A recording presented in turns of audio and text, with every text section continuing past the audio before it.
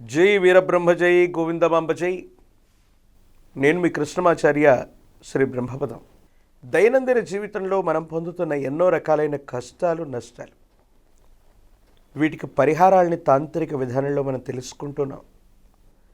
ప్రతి కష్టానికి గల పరిహారం అంటూ కూడా మనం చూస్తూ ఉన్నాం. ఈ మధ్యకాలంలో పిల్లలు సరిగ్గా చదువుకోలేకపోవటం, పరీక్షల్లో ఉత్తీర్ణత రాకపోవటం, పోటీ పరీక్షల్లో విజయం సిద్ధించక ఉద్యోగాన్ని పొందలేకపోవటం, లేదా మీరు చేస్తున్నటువంటి ఏ వ్యాపారం కూడా ముందుకు వెళ్ళలేకపోవటం. అందరూ అంటూ ఉంటారు, మీకు గ్రహ బలం లేదు, లేదా బలం లేదు, లేదా గురుబలం లేదు. ఏమిటి గురుబలం? మరి పరీక్షలకి, ఉద్యోగానికి, వ్యాపారానికి, వీటన్నిటికీ కూడా గురుబలం అవసరమా?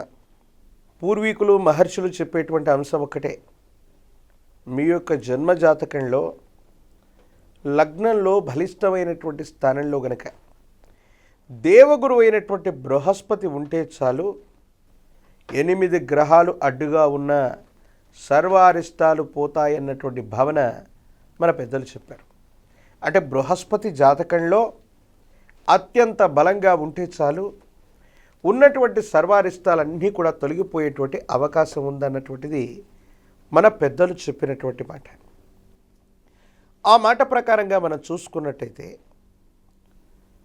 మీరు పరీక్షలు సరిగ్గా రాయలేకపోతున్నా, మీరు అనుకున్నటువంటి ఉత్తీర్ణత రాకపోతూ ఉన్నా, పోటీ పరీక్షల్లో కూడా మీరు సరైనటువంటి గణాలని, మార్కుల్ని పొందలేకపోతూ ఉన్నా, ఉద్యోగంలో కూడా ఒడిదొడుకులు ఎదుర్కొంటూ ఉన్నా, సరైనటువంటి ఉద్యోగం రావట్లేదు, లేదా వ్యాపారాన్ని మొదలుపెట్టినప్పటికీ కూడా అది కూడా ముందుకు వెళ్ళట్లేదు అంటే తప్పనిసరిగా మీ జాతకంలో ఏదో దోషయుక్తమైనటువంటి పరిస్థితి ఉంది.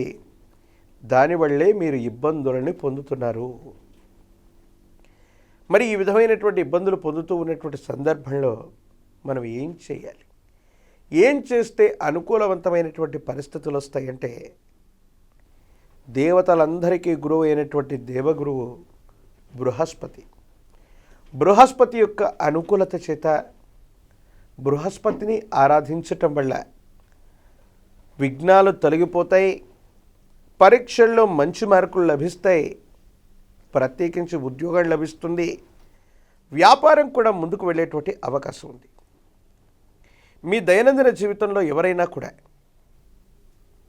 వృత్తి, ఉద్యోగ, వ్యాపార సంబంధమైనటువంటి అంశాలు ఇబ్బందులను గనక ఎదుర్కొంటూ ఉన్నట్టయితే, గురువారం పూట గనక గురుదేవతా స్వరూపమైనటువంటి ఆలయ ప్రాంగణానికి దక్షిణామూర్తి, దత్తాత్రేయ స్వామివారు, వీరబ్రహ్మేంద్ర స్వాముల వారు, విశేషవంతమైన రాఘవేంద్ర స్వామి, ఇలా ఏదైనా గురుదేవతా స్వరూపమైనటువంటి ఆలయ ప్రాంగణానికి వెళ్ళి గురుదేవతల్ని ఆరాధన చేస్తూ విప్ప నూనె లేదా ఆవు నెయ్యితో గనక దీపారాధన చేస్తూ విశేషవంతమైనటువంటి శనగలు లేదా శనగపిండితో తయారు చేసినటువంటి నివేదనని గనక గురుదేవతా స్వరూపాలకి అర్పణ గావించి సప్తాహం అంటే 7 రోజులు గురుదేవతా స్వరూపాలకు సంబంధించినటువంటి చరిత్రను గనక మనం చదివినట్టయితే, మీ దైనందిన జీవితంలో చాలా అనుకూలవంతమైనటువంటి ఫలితాలు వస్తాయి, ఇబ్బందులు తొలగిపోతాయి, గురుబలం పెరగటం వల్ల మీరు రాసేటువంటి పరీక్షల్లో ఉత్తీర్ణులవుతారు, పోటీ పరీక్షల్లో సానుకూలవంతమైనటువంటి ఫలితాలు వస్తాయి, ఉద్యోగంలో అనుకూలవంతమైనటువంటి మార్పులు కలగటమే కాదు, వ్యాపార సంబంధమైనటువంటి అంశాల్లో కూడా అత్యంత అనుకూలవంతమైనటువంటి ఫలితాన్ని పొందడానికి ఈ గురుబలం అన్నటువంటిది కారణమవుతుంది.